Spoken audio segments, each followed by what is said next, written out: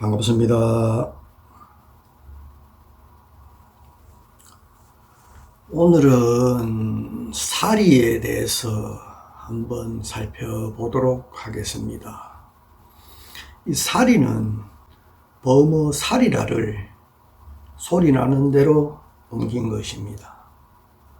사리는 원래 그 신체를 의미하였으나 시신을 화장하고 난 후에 남겨진 그 유골까지 모두 포함해서 사리라고 합니다. 부처님께서 반열반에 드시고 답이 후에 팔곡사두, 즉 8섬 4마리의 사리가 나왔다고 합니다.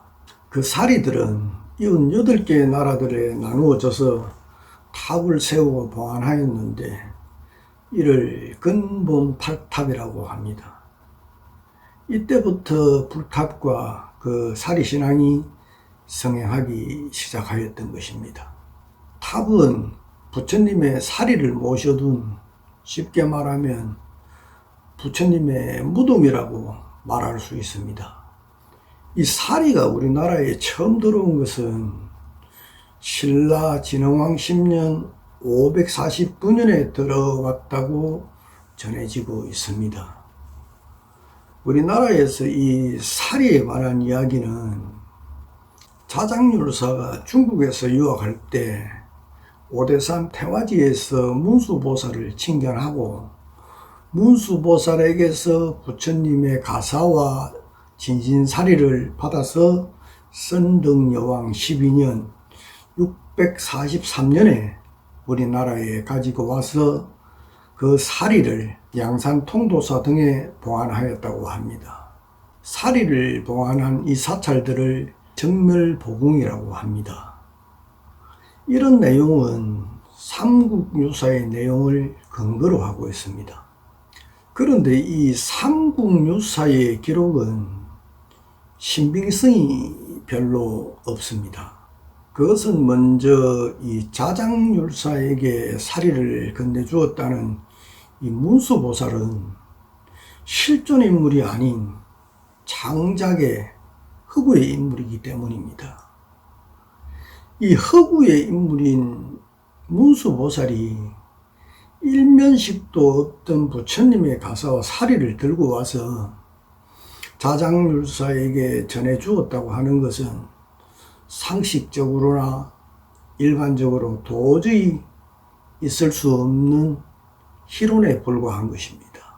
또한 이 삼국유사를 보면 자장률사가 문수보살을 현실에서 직접 만난 것이 아니라 꿈속에서 만났다고 합니다. 꿈속에서 깨어난 이 자장률사가 어떤 성녀에게서 가사와 사리를 받았는데 그 성녀를 아무런 근거도 없이 문수보살의 화연이라고 단정짓고 있습니다. 그 성녀에게서 받은 가사와 사리를 석가모니 부처님의 진신사리라고 하는 것은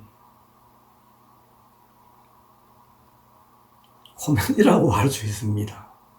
부처님께서는 희론, 즉 말장난을 하지 말라고 가르치고 있습니다. 아무리 종교가 과장된 측면이 있다고 하더라도 논리적이고 체계적이고 이성적이고 상식적인 불교는 그럴 이유나 필요가 전혀 없는 것입니다. 조금 과장하고 방편을 써서라도 불자들이 많아지면 좋은 것이 아니냐고 하는 이들도 적지 않습니다.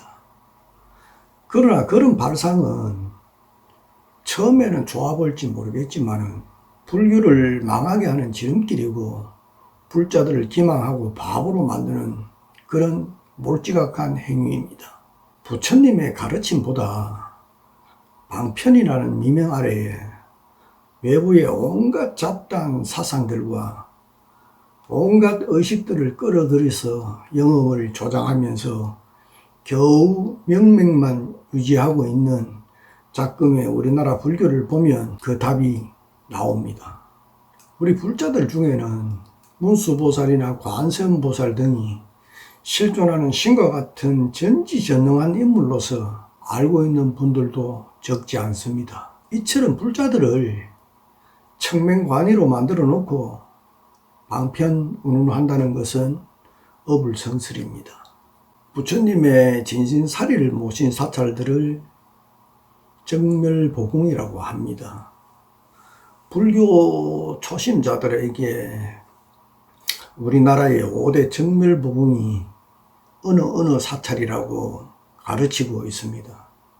그러나 그것은 별로 의미가 없습니다. 현재 우리나라 수많은 사찰들에서 부처님의 진신사리라고 하면서 사리를 모시고 있어서 우리나라의 대다수 사찰들이 다 정멸보궁입니다. 어떤 사찰에서는 사리 박물관을 만들어 놓고 참배객을 받기도 하는데 그 사찰에서 보유하고 있는 사리의 양만 해도 한 트럭이 넘는 것 같았습니다. 우리나라 불자들 사이에서는 사리가 고도의 수행의 결과로 얻어지는 깨달음의 어떤 그 징표처럼 알려져 있기 때문에 이름난 유명한 스님들이 입적 후에는 사리가 얼마나 수습이 되었는지를 궁금해하기도 하고, 또 상주 측에서는 그 수습된 사리의 양이 얼마나 되는지 매스컴을 빌어서 보도를 하기도 합니다. 그것은 입적한 스님이 출가 후에 열심히 수행에 몰두해서 성인의 반열에 들으시니 여러분들이 인정해 주십시오 라고 하면서 제출하는 증거 자료인 셈입니다. 그러나 그 사리가 깨달음이나 법력과 비례한다는 속설은 아무 근거가 없는 것입니다.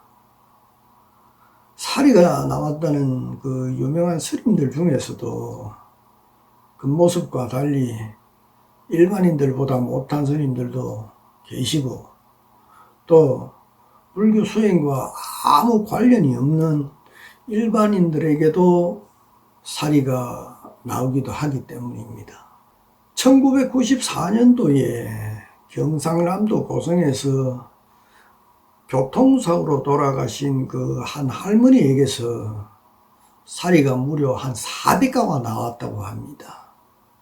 또 다른 일반인들 중에서도 종종 화장 후에 사리가 나오기도 합니다.